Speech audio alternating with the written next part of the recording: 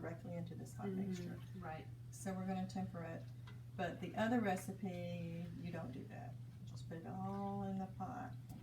And it's very, very good. But I couldn't really tell that much of a difference. I just kind of like this one better. And like I say, I thought maybe whole milk would be better than half and half. So. And one less egg yolk. So.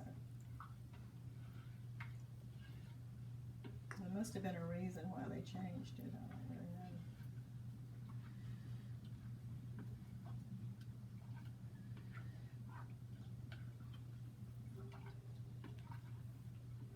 So y'all are going to have 2 pies here to eat. We're not going to complain about that.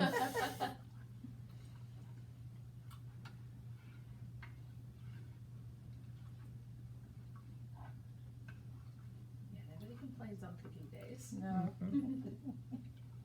I think this is great that y'all are doing this cooking series. Of course, I gravitated to anything that's got to do with cooking, so I really enjoyed watching the videos. Yeah, people seem to really enjoy it. Did you learn a lot of cooking from your mother? No, No? my mother did not cook. Ah. She was a frozen, right out of the box, right out of the can, you know, type of cook. So I did not even know what, like, fresh squash, fresh peas, anything like that tasted like till I was grown. In fact, I always thought I didn't like squash because just the sound of the word squash, you know. So I always thought, ooh, I don't like squash, you know. But when I actually tasted it, oh, I like any kind of vegetables. So yes. Basically anything that I know about cooking or baking has been self-taught. I like to read cookbooks and like to watch TV and watch other good cooks cook and get advice from them and that sort of thing. So, What's your favorite thing to cook? oh my goodness. What's my favorite thing to cook? I like fruit desserts. I like strawberry shortcake, strawberry pies, fruit cobblers, things like that I love. I would have to say that, fruit cobblers probably. Have you taken any kind of cooking classes? No, I have been to a few of the classes they have at 12 Oaks at Kitchen Outfitters. I've been to 2 or 3 of those, which I really enjoyed. Martha Giddens Nesbitt is a really great cook in Savannah. She's one of the renowned cooks. She has several cookbooks out, which I have. So I've been to a couple of hers, and she's good old Southern cook, you know, not too much gourmet, but no. We're getting there. It's starting to steam. Starting to steam some.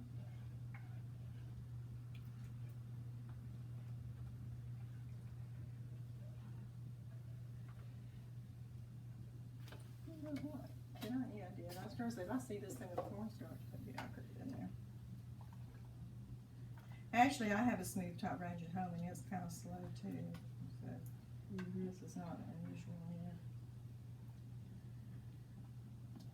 I'd love to have a gas stove. Yeah. We don't have natural gas at where we live, so it'd have to be from a propane tank, and I don't think that'd be very feasible.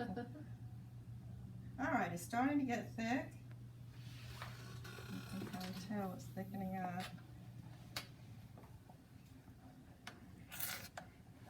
Yeah, I can hear it. You've got to really stir it good. So we're going to go for about a minute here. I'll just wing it. You can see it bubbling now too, so it's boiling. This takes some practice because I've done something kind of like this and I've scorched the milk before, and that was not a good thing. Yeah, I've made a pineapple custard before. You have to stir it a lot.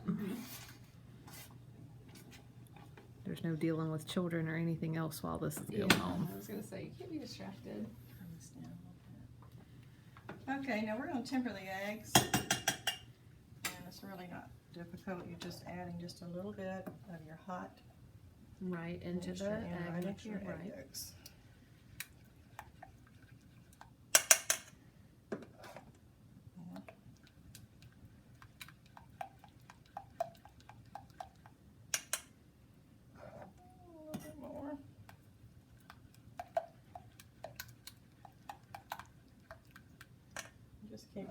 until you think you've got it just about.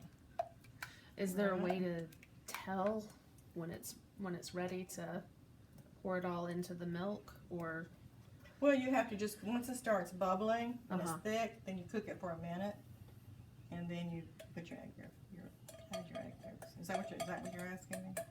Well, when you're trying to temper your eggs, what should it look like, I guess is what I'm asking. Well, So that, I think the you know recipe it's says ready. that you're gonna add, like a fourth of it or something like that Uh-huh. to it. It's, you just kinda wanna put enough in there to where you know the chill is off the egg yolks, Mhm. and you've got it up to, at least room temperature or you want it to be little warm. If they start scrambling, you did it wrong. Yeah. Right, exactly. And I've had that happen to me before. So now you want to cook this for about 30 seconds because you want you want those yolks to be cooked. You don't Mhm. want anything to be raw. Plus, the yolks are also a thickening agent too. So between the yolks and the cornstarch, that's where you want to have your thickness. So, looking good.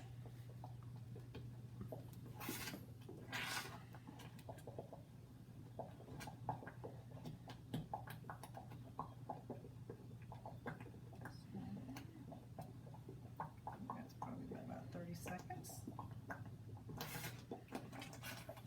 And when you take it off, it's still bubbling too. So it's still actually cooking. The pot is so hot, it's still cooking. So. Alright, now you want to add your butter. 2 tablespoons of butter. and is your butter already softened a little bit, or is it room temperature? It doesn't have to be. It can be Okay. cold right out of It the can be cold, refrigerator. okay. It might even help, cool your custard off a little Mhm. bit. And then you want a teaspoon of vanilla flavoring. I use a little bit more than that in there. Let me smell it. I know Garden always goes, it smells so good. And always use good, She does. good quality vanilla. Mhm. Not the imitation. Right. In fact, Carl has got me trying to make my own. Yeah, from her show. So yeah, I actually went to the liquor store and bought the bourbon. I'm putting in a cup of coconut in Okay. there too. And bought the vodka and ordered some vanilla beans. And so I've got mine brewing. Fun. I'll try that. I buy usually the Nelson Massey, which is the Madagascar bourbon vanilla, and I buy it by the quart online, Mhm. and it's a lot cheaper that way, and it's very, very good. But I thought I would try this because she was saying how good it was. Mm-hmm. It was a good pound cake. Yeah, it was. Okay. The butter is, still see little pieces of butter, so we're going to stir until you can see more butter. It's all melted. I can smell it now. Mm-hmm. You see it? Very nice. Coconut custard. So, we're gonna let that cool off just a little bit. Now I'm going to brown the coconut for the topping. We are making coconut cream pie. We had a question on Periscope. So now we're getting ready to toast coconut. I'm doing enough for both pies, so that's why I've got a little coconut in there. And this you got to really watch. Basically, I just keep moving it back and forth until you can see it starting to brown. Yes, there you go. And you just put it in the pan, no oil or anything No, like that. because you want it toasted. Mm-hmm. And you don't want any other flavor in there other than just your coconut. Now, if you don't really want to stand there and just do this, you can put it on some parchment paper on a cookie sheet and put it in the oven. I think 350 Mm-hmm. for about 5 to 10 minutes, and it will taste that way too. But you have to have something to do while you wait for that custard to cool. So you can go ahead and do this. Might as well. I think the recipe actually says to pour the custard right into the cool pie shell, but I like to wait just a little bit before I do that. So.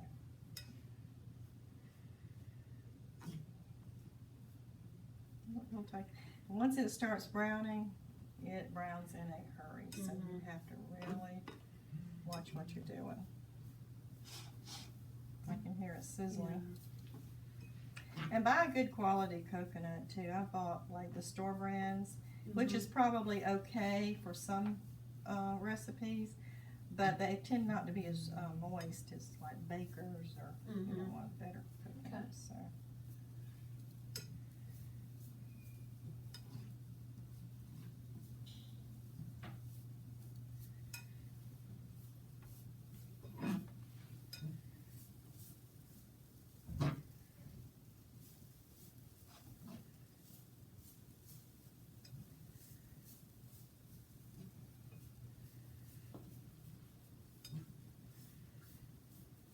Smells like the tropics in here.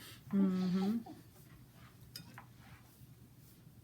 You were asking me what was one of my favorite desserts. The other day I made a key lime pie, That's good. which I guess I probably should have said when I said fruit desserts, lemon and lime, which is probably my all-time favorite.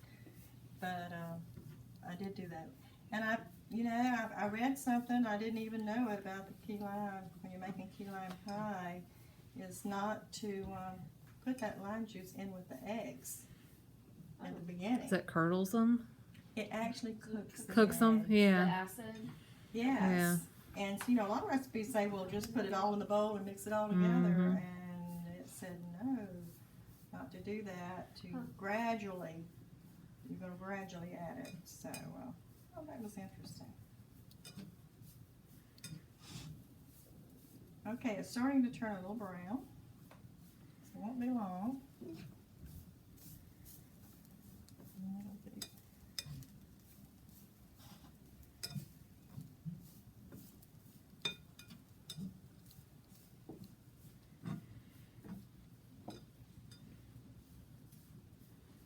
Now, did Tracy or Jason go to the basketball game last night? I don't know. I don't think Tracy did. I'm not sure if Jason did or not. I meant to call her and ask her. I didn't realize it was being televised Yeah. until I saw on Facebook.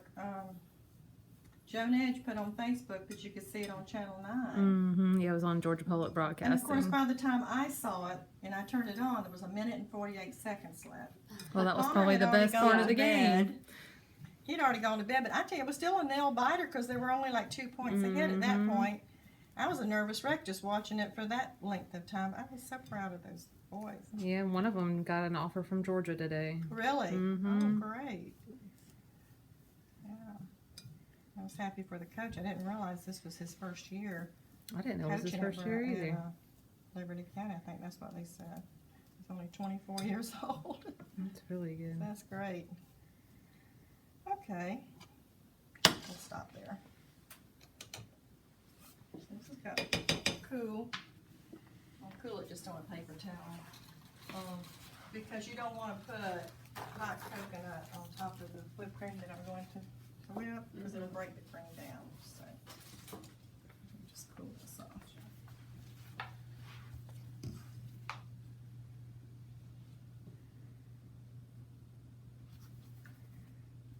Just let that cool. Now, the next step is the whipped cream.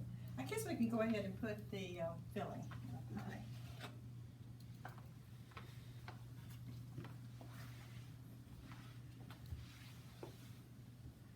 Now, this is a pie crust we've made already and baked and cooled. Yes.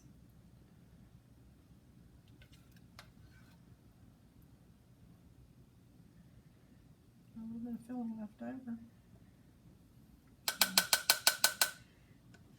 Leave that little bit in there. And that's going to have to cool completely. Okay. So that's why I brought one from home that I made this morning. Right. And so we'll put the whipped cream on that one. But I need to get whipped cream and the chill bowl out